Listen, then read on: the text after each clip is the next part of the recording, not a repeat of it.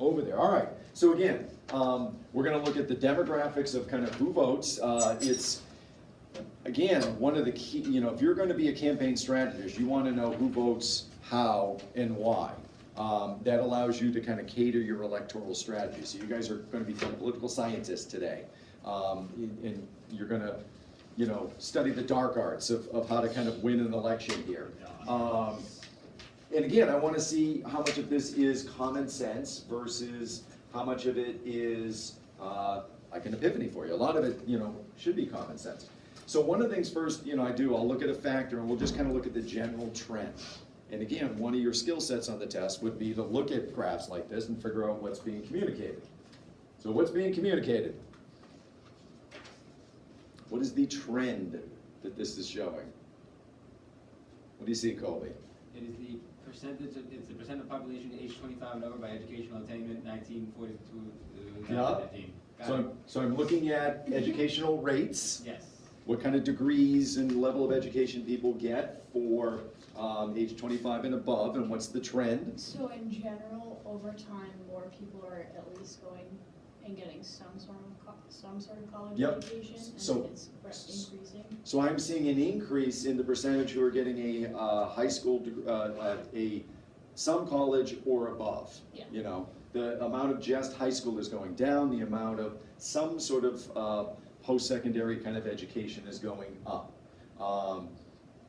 However, I don't know if the numbers kind of surprise you, because that is the percentage of people with a bachelor's degree or higher. Did you think everybody has a bachelor's degree or higher, age 25 and above? And the answer is kind of no, all right? So that's just the general trend. Let's look more specifically at how it plays out in terms of voting behavior. Underline it. I know there's multiple choice questions on this. This is the number one leading factor. Education tends to be the demographic factor that most strongly correlates to a likelihood that somebody would vote, okay?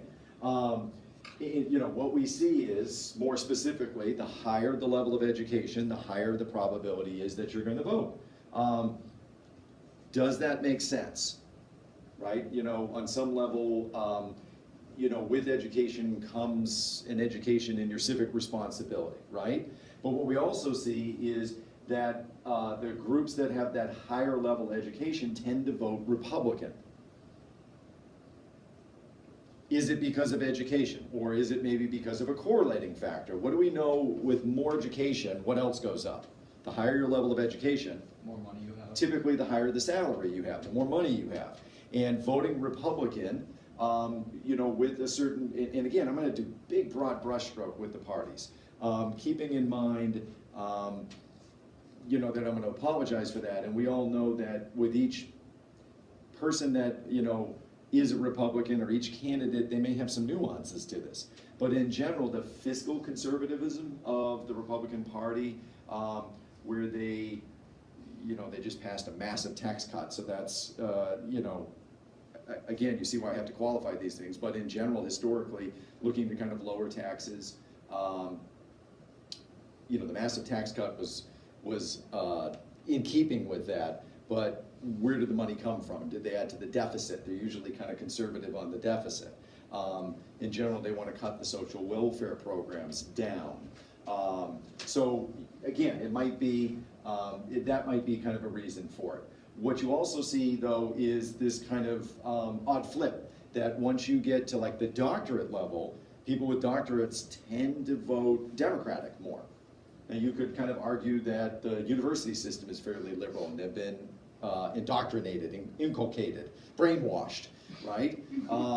You could also argue that maybe, I don't know, as you get that higher level education, are you more likely through education to have this altruism, this kind of empathy, because you've studied kind of, I don't know, the sophisticated reasons for things. I'm kind of speculating, but these generalities might help. Comment, question?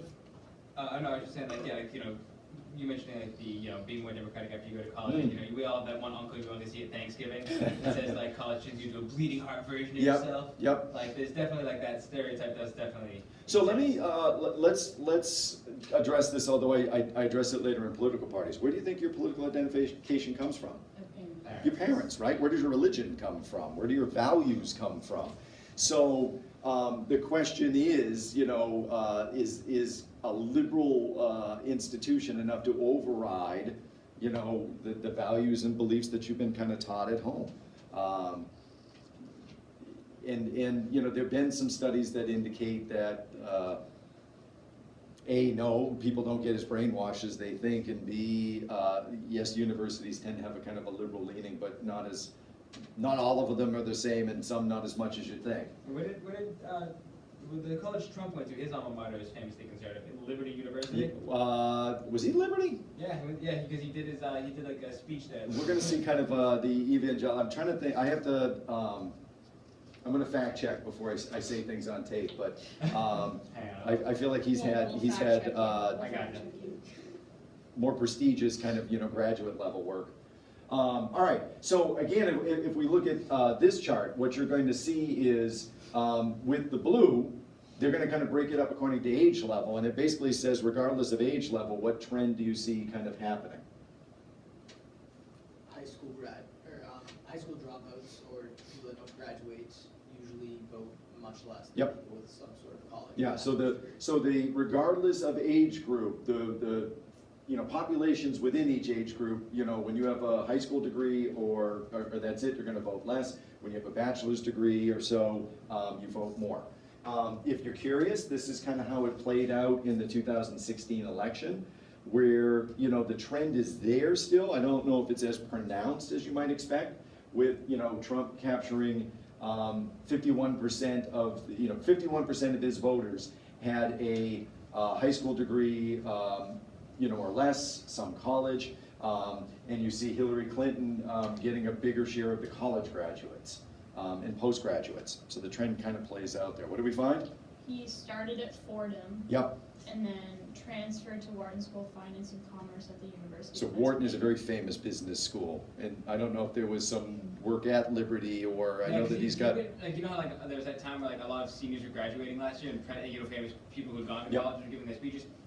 He was at Liberty University. Maybe it's just the fact that he must have connections. Yeah, and again, you're going to see him do well with the evangelicals here in a second. That's a rather highly conservative kind of fundamentalist or evangelical a school that caters to that I population. never really got how, obviously I'm not a political scientist. And, Who is? yeah. Can there be a science of people? But I really didn't understand how evangelical people would vote for Donald Trump, because yes, he is conservative, but he breaks away from a lot of the things that Abortion. I would assume they wouldn't vote for somebody. Even abortion, he kind of waffled on, but abortion is a huge issue for them. Those social issues are a huge issue for them. And who's their alternative? That's the interesting thing, because, well, in the general elections, no. Right. So that's the interesting thing, that the Republican Party often will talk a lot to that group during the primaries, but then maybe not, I haven't seen one yet necessarily try to fulfill those promises of bringing back prayer in school. There is often, you can't say, well, look, we're appointing judges that are antagonistic or against Roe v. Wade and abortion rights, so maybe that's where they get some of their preferred policies. But you can kind of say what you want to that population, and we can say the same for the far left, right? And then in the general elections, they don't have much other choice, and therefore you don't worry about keeping them happy when you govern, if you don't actually agree with their issues. What trend do you see just here? Again, we're just trying to get a sense of where people are in terms of income groups. What do you see?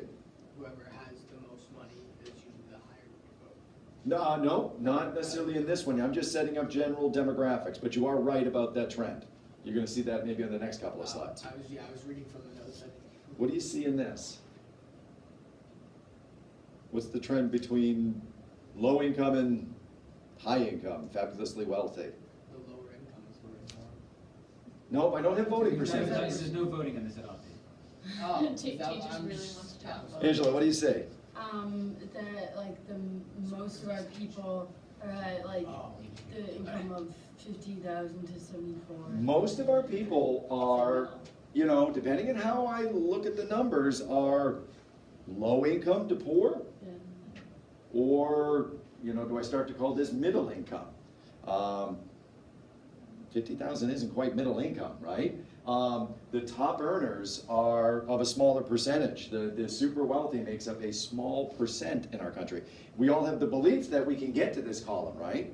And we hope that the system allows us to get there. We all want the Horatio Alger rags to riches kind of potential. But the question is,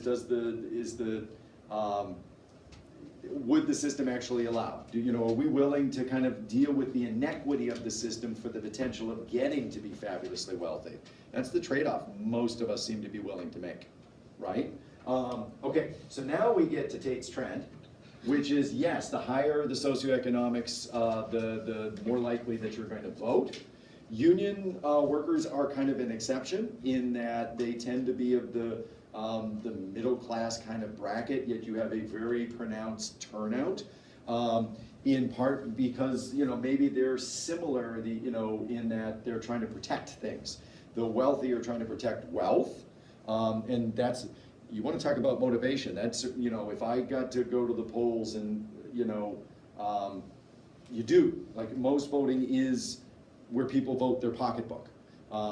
And they vote to try to protect their interests, right? But if there was a much more direct correlation between like voting and keeping money in my pocket, of course you would turn out, right?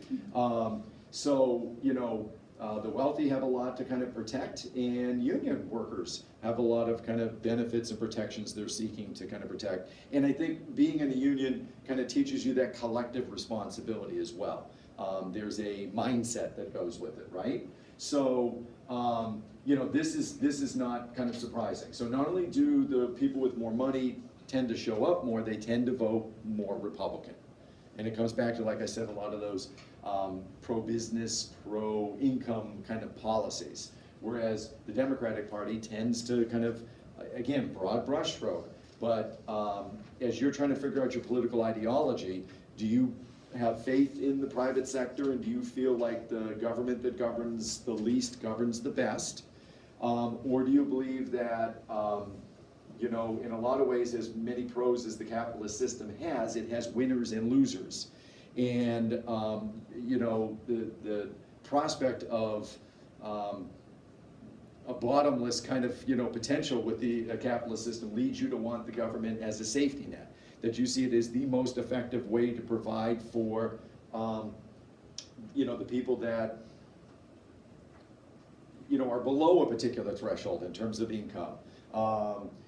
So do we want the government as that it's the best agent for that? Republicans often would say that states do a better job, that private entities kind of do a better job of providing that safety net. But are those guarantees? Would you rather a guaranteed safety net? Would you rather some kind of, and again, don't get me wrong, or don't get it wrong. When people start to say this person's a socialist and that person's a socialist, what is Social Security? What is public education? We're somewhere in the spectrum of redistributing wealth. It's just a matter of to whom. Do we want to give it to corporations and wealthy individuals, or more to low-income groups? What would be the best solution? Do companies and individuals, do a better job of growing the economy and providing for all? That kind of idea of Reaganomics, trickle-down economics, or do the social programs do a better job? What'd you say? No, so I can hear Tommy yelling across the hall. Yes, about Reagan. Yelling, trumped up, trickle down. Like, when you hear him Go yelling. ahead. When are we figuring out our political ideology? When are you? Always, constantly. I'm not. When are you in terms of like an assignment here? Yeah. Next unit. I'm going to give you an actual kind of. You're actually going to kind of create a poster of your political ideology, where you look at 5 or 6 issues, where the parties stand and where you stand. I think I've read that, the one Yep. about It's similar to that my one. political identity when I sat over there for. You read it constantly, huh? I think I've read it like 8 or 9 times, just like it would be like I'd finish a test or something, I'd just start reading it. I've read the abortion. I've read my So my position on gun control, my position on abortion at least 10 times. It's curious to see if it affects you, if you go ahead and create a doppelganger of that one. What do you see here? Subconsciously. What do we see here? Just to make sure we keep reading charts and graphs and can see the obvious. The more money you There we go, finally, this was the one Tate was waiting for, right? Yeah, Um, did it, guys. So this just kind of confirms what we just said.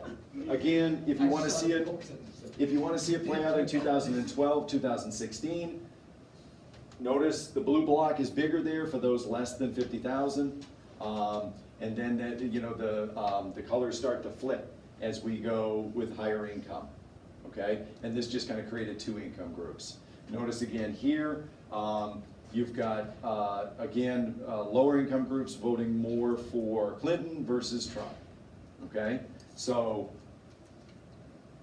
now we go to age, all right? And this, again, is not about voting yet. This is just kind of letting you know what our age demographics are. What percent, are 24, are 18 and under versus, it's kind of a funny age bracket, isn't it? 18 to 44, 45 to 64, and 65 plus. So one of the things that you might notice is here and here. The amount of old people is decreasing, the Yep. amount of young people is increasing.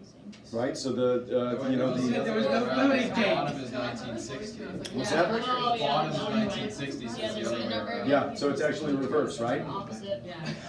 So, see how we can get, like, one of the first things you did to try to figure out what was on the chart is you kind of read the heading, right? And then obviously you got to read the X and the Y axis. And one of the big mistakes, if this was on the test, right, we all just like, oops, flipped it. And said the opposite trend, no points for you, right? So, what we've got is maybe, and again, that should, like a bell should have gone off in your head. Wait a minute, I know Social Security is this kind of wedge issue. You're not supposed to touch it, right? It's the third rail of politics. Why would the elderly have such an outsized influence? Third rail of politics, I've said that before, right? You haven't, but I get the idea. It's like you never touch the third rail of a subway train because it zaps you. Because it's electrified, right? Thousands of volts, hundreds of thousands or thousands of volts of kind of electricity coursing through you. The AARP, the Gray Panthers are gonna come get you and kick you out of office if you mess with this. And this chart would be consistent with that, showing you that the elderly are a slightly larger population there, right? As the baby boomers age. So, what do we see here? What's the trend with respect to young people and elderly people or older people? Go ahead, Paul. I believe I'm reading this right. Young people vote Democrat. Young people are liberals. Is that surprising to you? No. The elderly, the older people tend to be slightly more conservative. Does this make sense? Yes. Yeah. Right? What's the Winston Churchill quote? Oh, It's, it's, If you you're are not liberal when you're young, you'll you have have no no heart. heart, and Yes. if you're not, if you are not conservative when you're older, you have no brain. That's a good paraphrase. So again, what it suggests is when you're liberal, when you're young, you tend to be liberal because you tend to be idealistic. And I think rightly so. Wanting to kind of like, why not? Why shouldn't we? Why can't we, right? When you're older, it isn't necessarily that you're jaded and bitter, but you might be a little aware of what is folly and what is sensible, and probably more so you're looking to protect your interests, right? Use that as always as a rule of thumb. Churchill also had a quote that says, "The biggest argument against democracy is a 5-minute conversation Yes. with the average voter." Yes. He's a fascinating figure who half the time was kind of in a bottle, but man, was he brilliant, right? So, okay, this is just kind of confirming the trend that young people are the least likely to vote. We've seen a kind of decline from the 60s on, where they went from like 50 to 32. In 2008, that theme of hope and change really did get them out. Young people are a very powerful potential voting bloc. A lot of them felt the burn, like we said last week, right? Where they got fired up, I suppose was my intended unintended pun, because of Bernie Sanders. So they're a huge potential bloc. But look here, 46 million young voters in terms of like eligible voters. They represent 21% of the eligible voters, yet they actually make up 13% of the voting population. to be fair, So if that's they, more than I would have expected. yeah, well, if they turned out in their numbers, they would, think of that demographic chart that you saw first, they would be 21% of the vote.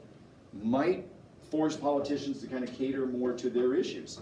If I contrast it to the elderly, they're the the most likely to vote, and they actually end up having a disproportionate or outsized impact beyond their numbers. So for example, just by the numbers, they represent 16% of the eligible voters, but they make up 22% of the actual voting population. I'll come back to this, but what do you see here?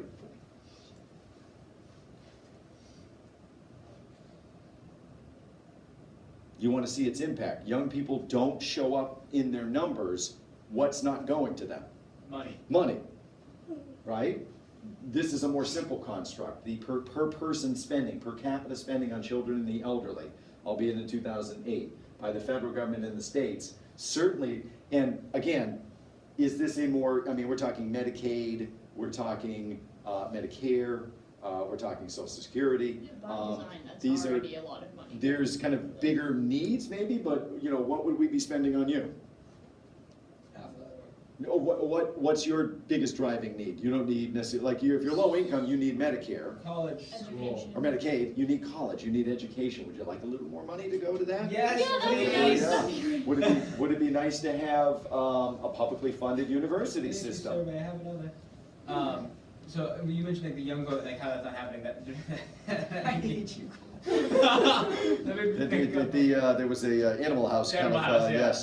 yes. But like the younger vote thing, that made me think Hunter Thompson. Yep. He was doing the campaign trail thing. He kept talking about how like on the news people kept saying like the young vote's gonna come out and they gotta swing this election. And Thompson, he was skeptical from day one. He was right. He was like, these kids come out.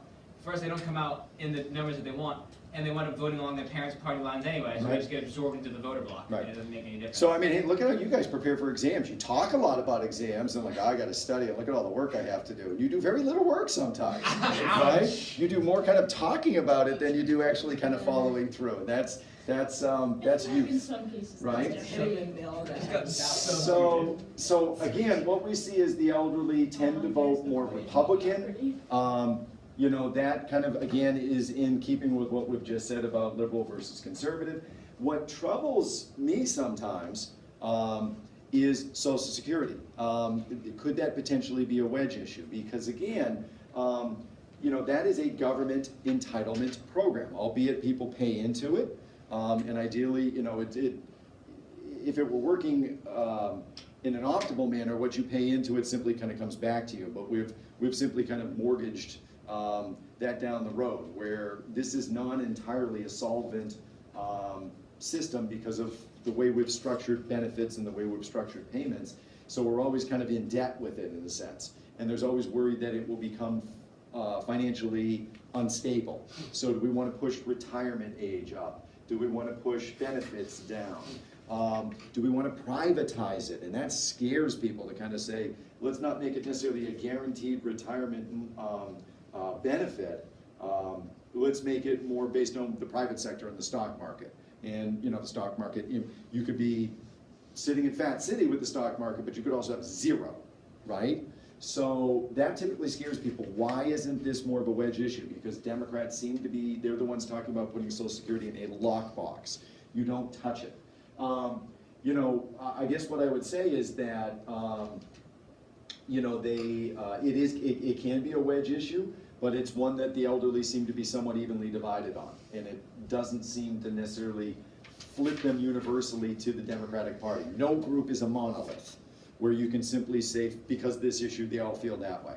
Genuine question. Yep. And this might sound rude to old people. Okay. Do old people go and Hope vote there's more? none watching. Do old people go into literally because, you know, a lot of them are retired, they don't actually have stuff they have to get done, like. Are they more have politically more active time, because of yeah. that? And you're not necessarily being, that's actually one of the reasons I talk about the AARP being such a politically effective group. They have the money, the time, and the expertise Right. to be politically effective. Yeah, they have more time. They've Young got people more have experience college, they've than you got and jobs, I. They have all sorts of stuff. Right. Like, these old people have already done college, they've already retired, so now Right. they get to go out and maintain their retirement Right. by voting. So that makes them a very popular. You're gonna love when we do the interest group section, because one of the things we talk about is fly-ins.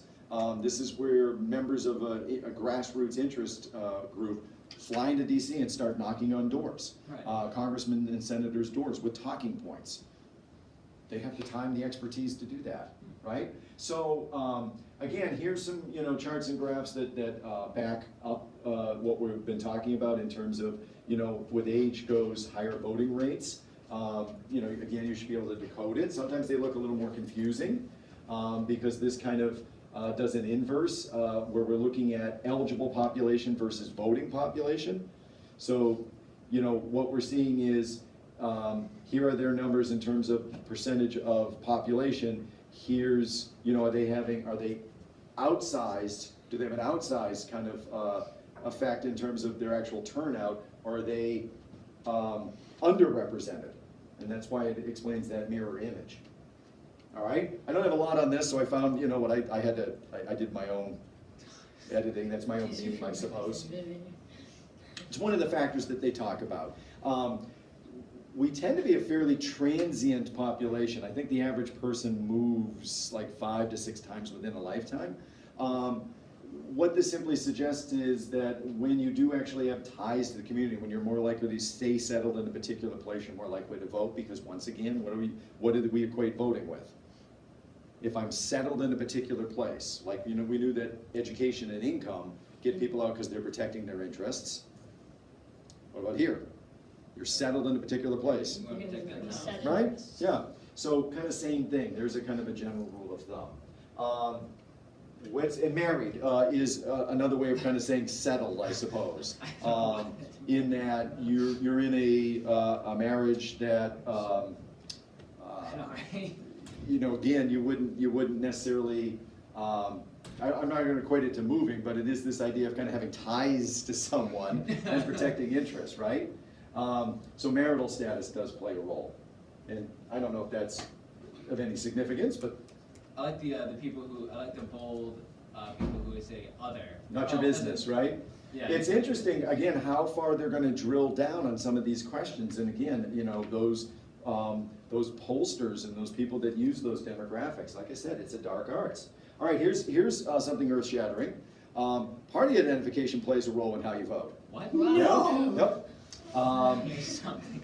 What it does not play a role in is if you vote. Does that make sense? Yeah. Democrats are not any more likely to show up than Republicans. In fact, when you look at party identification, the Democrats have a slight edge. There's more people that identify Democratic than Republican by like 2-3 percentage points. So by that math, if everyone who was Democrat showed up and did in fact vote Democratic, the Democrats would have an advantage. But they often, have to talk about firing up their base. Is there an enthusiasm gap? In the last election, you saw Republicans and conservatives from rural areas able to kind of flip the electoral map because of their turnout. So I think it has more to do with, are you the group in or out of power? Because if you're out of power, you're more fired up and more likely to vote. Again, look to see in 2018 if there's this predicted blue wave of kind of, voters turning out. Just to get some terminology thrown in, ID plays the greatest role, obviously, in how people vote, but they don't always vote the way you think. If you think party just simply makes you vote robotically, it's not always the case. You could vote a straight party ticket. And what that means is when you go to vote for the first time, for pretty much all of you, you'll have a whole series of candidates and issues to vote for, and you just simply pick the Republican each time, or the Democrat each time, or the Democratic side to a particular issue. You use party as a simple construct to help you figure out complex issues, right? The split party vote is where you kind of say, you know what, I'm going to vote for a Republican governor, but I'm going to vote for a Democratic representative. Massachusetts does that a lot, right? We're a blue state, but we've had a number of Republican governors. So some would suggest, and if you do it on the national level as well, some would suggest this is either a conscious or subconscious effort to maintain divided government as a check. I don't want to give, I am not in favor of a one-party system. I think that would be a little nightmarish. You'd certainly get a lot passed, but with no checks. Yeah, from the other side. So often voters, either consciously or subconsciously think about that. Here's some other, major epiphanies for you. Where party identification plays less of a role is in local politics. You know, voting for selectmen, that's not, you know, their party ID is probably not as critical. Party ID plays less of a role in primaries, because they're primaries, right? And you're already voting based on party, but, you know, where you are in the spectrum may obviously play a role. Initiatives and referendums don't always have a convenient Democrat versus Republican. So there's party ID, okay? Shocker, majority of Democrats voted for the Democratic candidate, majority of the Republicans voted for the Republican candidate. However, you know, not universally. It's interesting, actually, that they're like 8% of both, just kind of swap. Yeah, I like And this kind of shows you that there are people, I might identify Democratic, but I might lean other directions, and a particular candidate might cause me to go, again, it's all about often capturing the independents. And this would tell you that Trump captured those independents this go around, okay? No, he was close though. Clinton almost had the independence. It was, that was Yep, probably, 42, that part was 46%. close. That was 12%. That would just be what, just Gary Johnson and Jill Stein for. And again, so third parties often play the role of spoiler.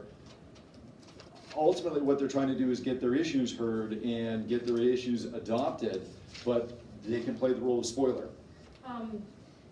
This may kind of sound stupid. No. Kind of sound stupid, but so the independents like are technically like a third party, like their own party, but they don't have like their own set ideology. No, They just so kind of like one independent party. is more like when you go to register, I sent you all the link, right? Yeah. So Massachusetts used to call it unaffiliated or unenrolled. What it simply means is, it's not necessarily you identifying yourself as a independent as a party, it's just you saying, I don't choose to be a Not member of the independent. Democratic or Republican Party. My political identification is more unpredetermined. Okay. Unpredetermined? I guess that's a word. Unpredetermined. Yeah. Yes. Like, if an independent candidate gets on the ballot, could it like technically be like a three-horse race between like a Democrat or Republican and like an independent? Yeah, so Say like- we'll look say at that in like political parties. parties. For example, Clinton versus George Herbert Walker Bush featured Ross Perot. And he, at several points in the polls, actually was leading at different points. He got invited to the debates. We'll look at that. But yes, I mean, it's a democracy. How And much if, of the vote did he end up getting um, in the general election? I can't remember those figures off the top of my head. In the end, he was an eccentric, and he kind of submarined a little bit of his own campaign in the process. So I feel like he ended up somewhere around like 10%. You know, it was significant when you looked at it as a turnout, how much of the popular vote it was. You know, I've had third-party candidates capture some electoral votes, but again, no one's threatened to actually kind of win it. Maybe for that. Yep. So, moving on to our next kind of demographic factor. And again, there's no correlation to voting yet. What's the trend that you see?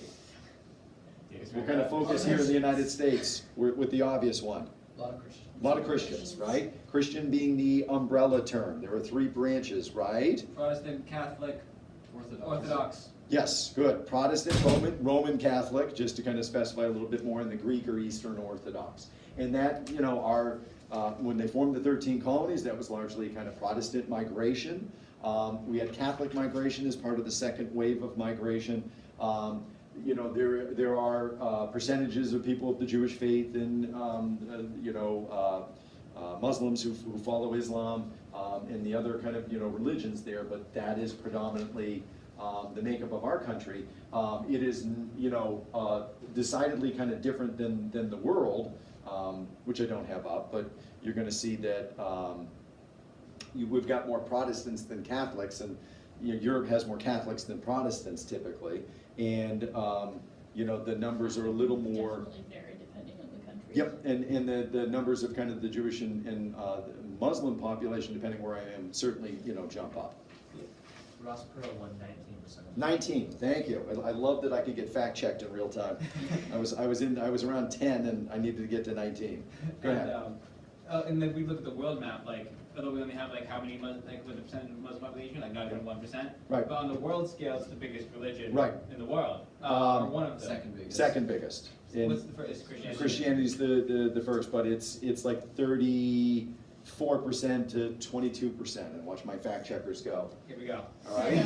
So assuming you can multitask, let's kind of look at the different religious groups and think about how they vote. And then you're going to have to, at some point, think also about where all these demographics live geographically, right? 70% of the Jewish population self-identify as Democrat or leaning Democrat. That is much more pronounced than the general population, where you've got about 49% of the American public that identify as Democrat or lean Democrat. 31% Christian, 24% Muslim. All right, I was off by 1 in 3 or 1 in something like that. So I'm doing okay with numbers here today, I guess. Now, within the Jewish population, again, no demographic is a monolith. So you have like Orthodox, you have conservative, you have Reform, you have different groups within the Jewish faith. The Orthodox within the Jewish faith do lean a little bit more. They don't lean more Republican, but you're going to have a likelihood that those Orthodox might go more Republican. So do kind of keep in mind there's some exceptions. But why Jewish affiliation with the the Democratic Party? Again, big broad brushstroke, but in surveying the Jewish population, what you find is one of the biggest sources of identity is understanding their history, understanding that they are a small, kind of select group that starts with the idea of being having a compact with God, being a kind of a chosen people, and facing historic persecution, certainly culminating with the Holocaust. The Holocaust is a big part of their central identity. So what would be important to them, if that is wrapped up with that, is perhaps a party that emphasizes, like I said, the safety net part, the civil liberties part, making sure that the government acts as a group that protects the disenfranchised and the disadvantaged. So that may explain it. Again, just like Social Security is this confusing wedge issue, like why don't the elderly go to the Republican Party, or why would they support the Republican Party based on Social Security? Don't think of any group as a monolith. The Holocaust is a central part of their identity. Identification with Israel is second. The Republican Party is a more staunch supporter of Israel in a kind of an absolute sense. Often Israel might do some heavy-handed things to try to protect their autonomy and their security, and the Republicans often maybe give them more of a blank check. So why don't more Jewish people support the Republican Party based on its support for Israel? Because Israel might be secondary to their identity, and the Holocaust primary. Yeah, doing what I do. Doing with the group play, of right. People that I do things with. Generally, there's a sense of empathy Yep. for other groups that face different persecution. It's embedded in issues. both the Christian. Okay. So the Torah is the Yeah. Old Testament, which makes up the first half of the Christian Bible. Both have this idea of those values of and then you carry out the New Testament of Christianity, and Jesus says that serving others. So both have this idea within the religious values of empathy, of Just, care. with people that I work with and then people that we meet and coordinate with, there's definitely a sense of empathy that tends to Yep. make it so that they tend to vote Democratic. However, doing the show right after the election last year, we did run into Republican people, which sometimes Yep. became an issue with our audiences, but It was. Yeah. This is a tangent, but there's been a number of studies that say that we're not teaching slavery correctly, Right. because in order to teach slavery, you have to teach that it's an institution that can only be sustained and is based in white supremacy and racism, and that's an uncomfortable topic because people feel. If you emphasize that, am I being accused of something, I suppose? So there's some footwork that we need to be able to do to understand this is the history, this is the truth that we need to look at, and we need to look within ourselves,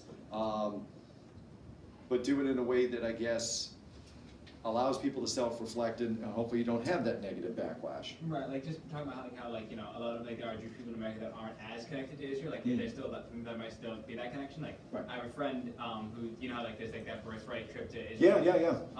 A friend of mine did that over the summer, And he came back and he's like, I feel less Jewish now. Because his identity was maybe unique to his own experiences, and then he sees Israel. I get it. I get what Yeah. you're saying. He That said that it is he was trying to it's a push- different country. They tried to push like a lot of like the propaganda at him, and he didn't like that. Oh, that too. Okay, so more the so Israel is the idea. state. Yeah. Israel is the kind of the state surrounded by enemies that don't recognize its right to existence, and it Right. leads to maybe a more zealous outlook on the religion. Where you're right. When you're in the United States, maybe you kind of like with all of us with religion, kind of pick and choose the elements that we like, and we're more kind of casual with the approach to religion. That's a good point.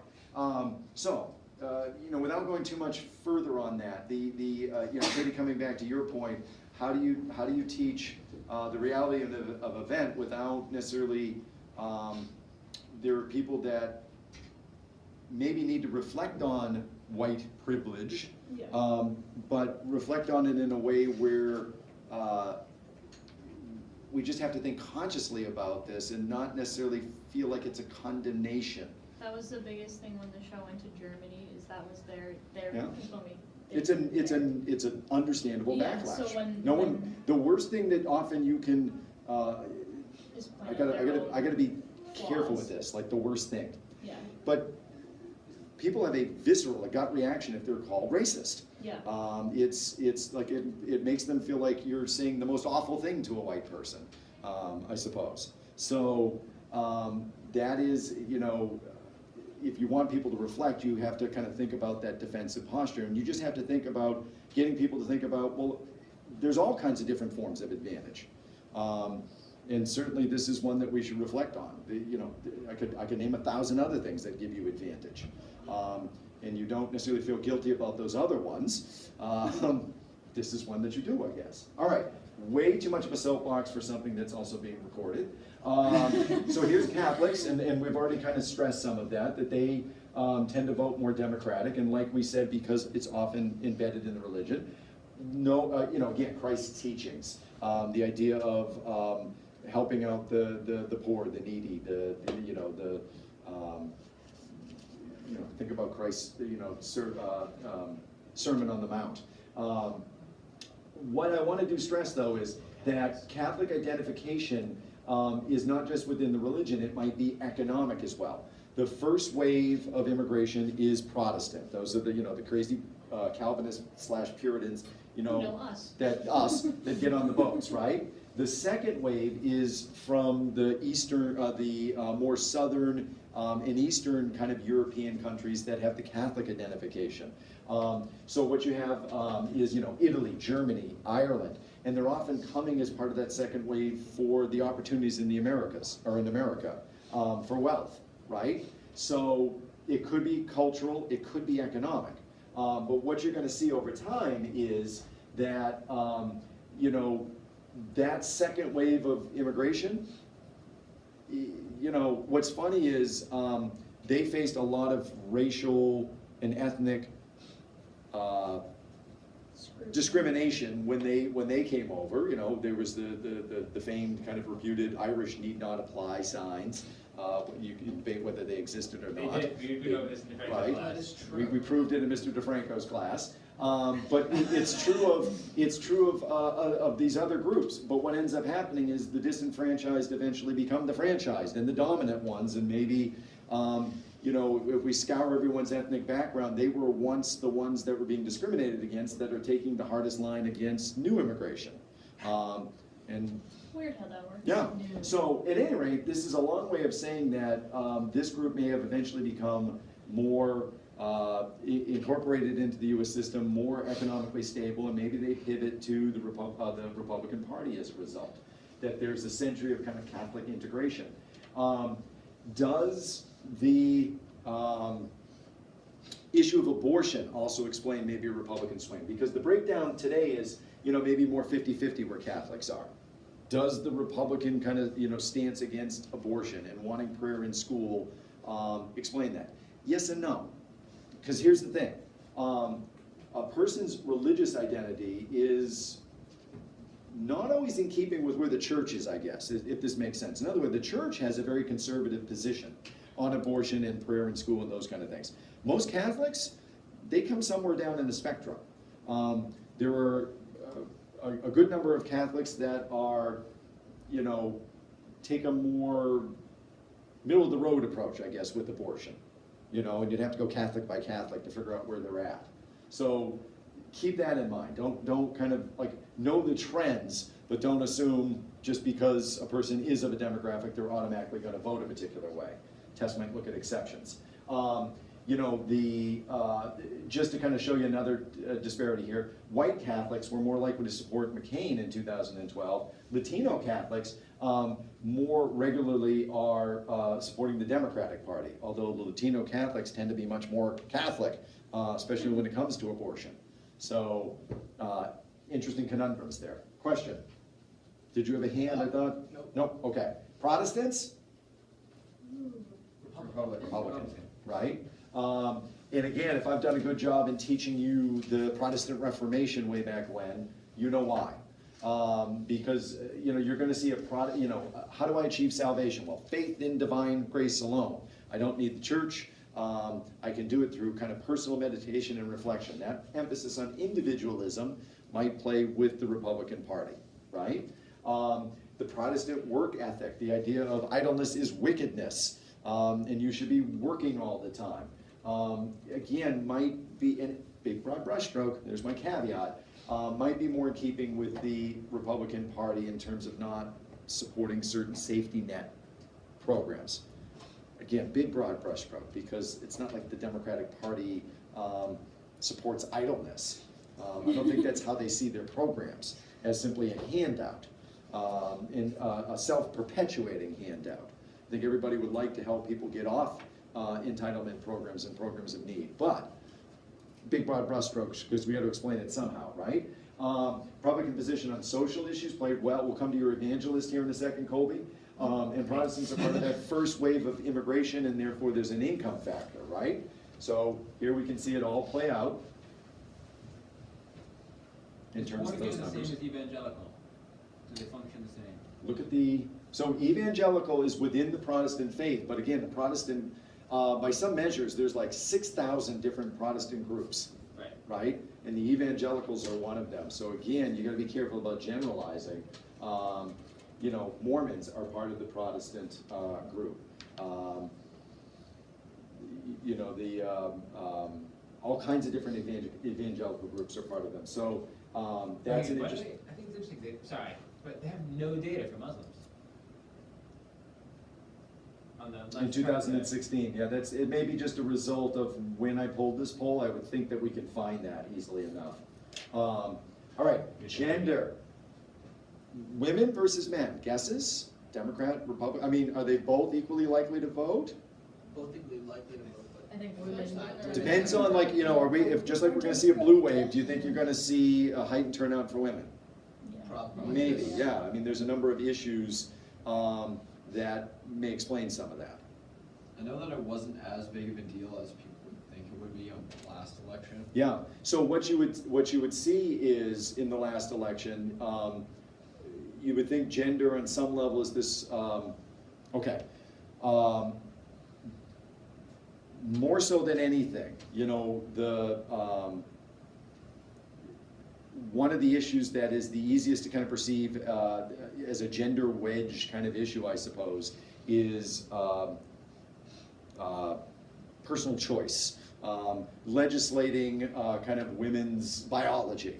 You know, does your health insurance allow you to fund contraceptive devices? Does your health care cover abortion?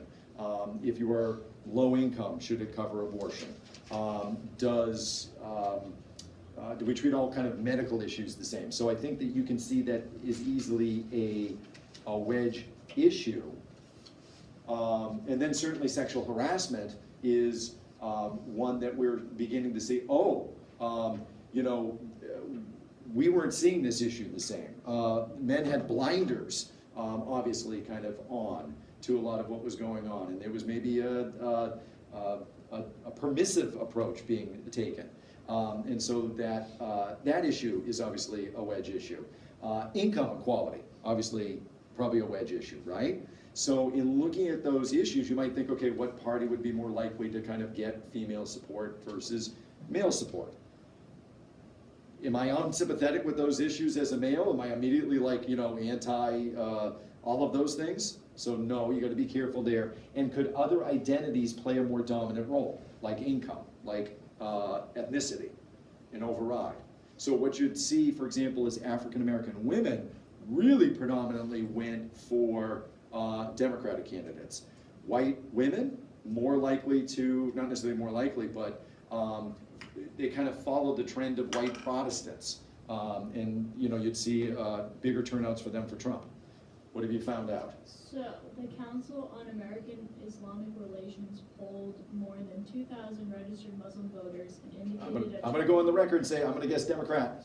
turnout of 90% voting, Mhm. 74% for Hillary Clinton and 13% for Donald Trump. And a lot of that probably has to do with the kind of, The way he- yeah, again, would economic issues play a bigger role in other elections, maybe?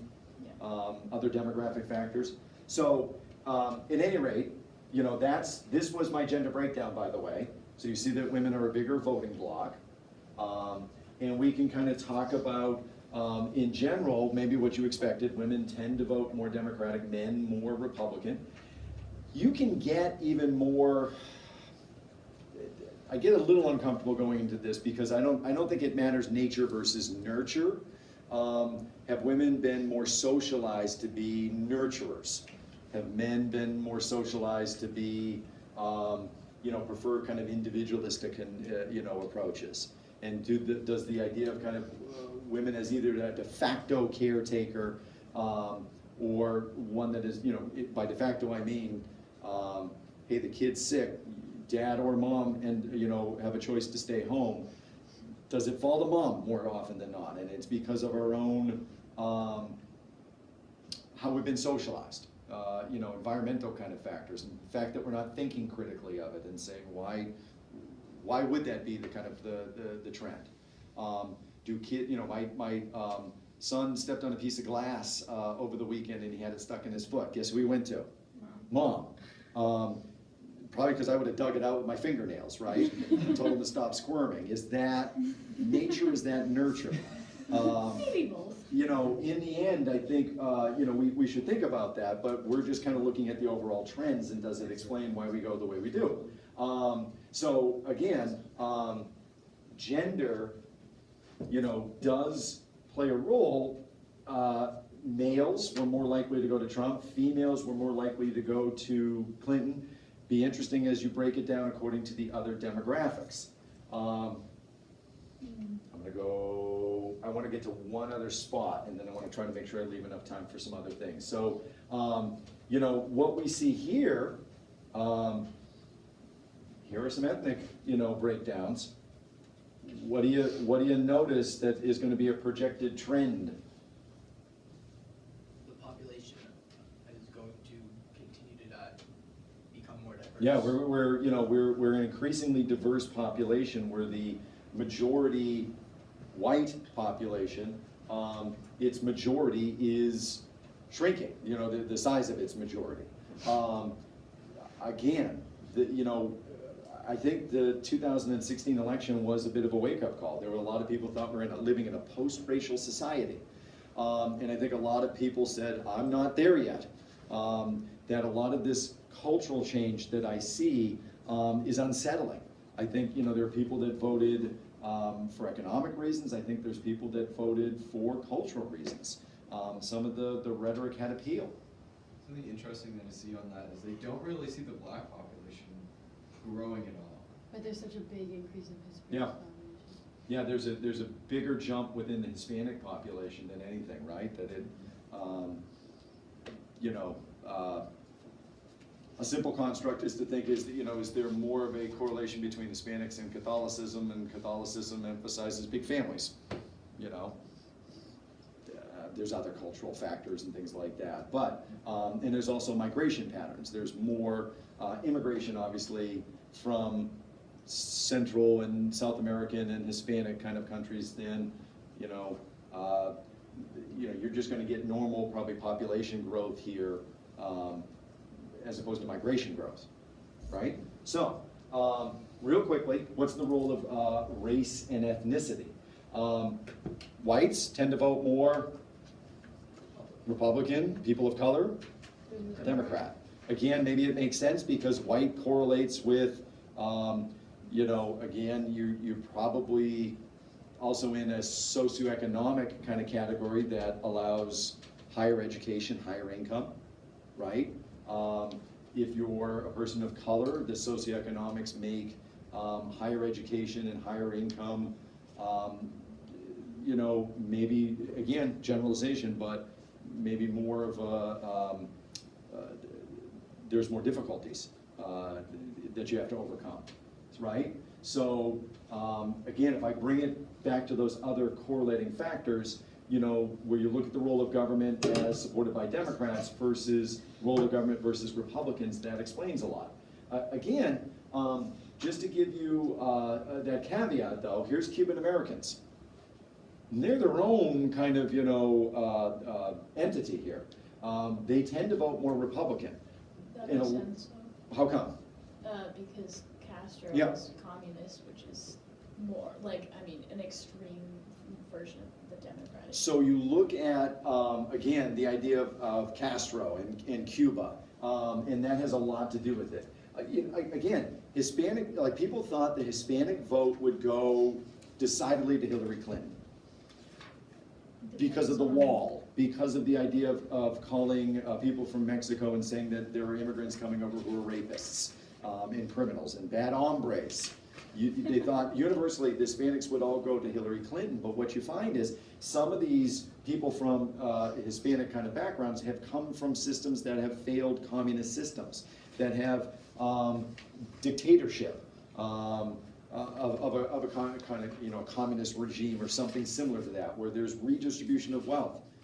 And they've come here as a rejection of that system. So kind of economics and politics trumps race, ethnicity in that case. I think part of that too is that we tend to like lump all Hispanics together in Right. a way we don't do with any European countries. Like if you broke down like European descent wise, there's gonna be a lot more Right. variation where we just tend to go Hispanics, Yeah, but like which that, could be Puerto there's- Rican, it could there's be so Haiti, many it could be- different things with that. Yeah, So they're, part of it has to do with we how did the same thing with Asian, to be yeah, honest with you like, too. we just lump people, which doesn't really help your breakdown of your chart. Yeah, I mean, if the distinctions matter, if you're really trying to skew, you know, you're trying to Yeah. manage an election, right? So, you know, again, here are some kind of quick breakdowns for you guys. Where you see majority of the white vote in this chart going to Trump. People of color more likely to support the Democratic Party, but again, not universally. There's the interesting kind of split within the Latino and Asian groups. What we'll begin to do, and I've kind of hit the max, I think, for everybody, is then try to take all of what we just looked at and then think about where they live. Because that's why they need these strategists, right? Because I need Florida. And the way I'm gonna win Florida is to think, oh, Cuban Americans, Old people. old people, Jewish population. Old Cuban American. Old Jewish Cuban American, you know, that would be the trifecta right there, right? So you have to think about where these demographic groups live because that's where their ground game starts coming into play. We're gonna mobilize these groups, get them out to the polls, make sure our issues are kind of energizing them and flip those swing states that way, right? So we'll pick up more with that on Tuesday, okay? All right.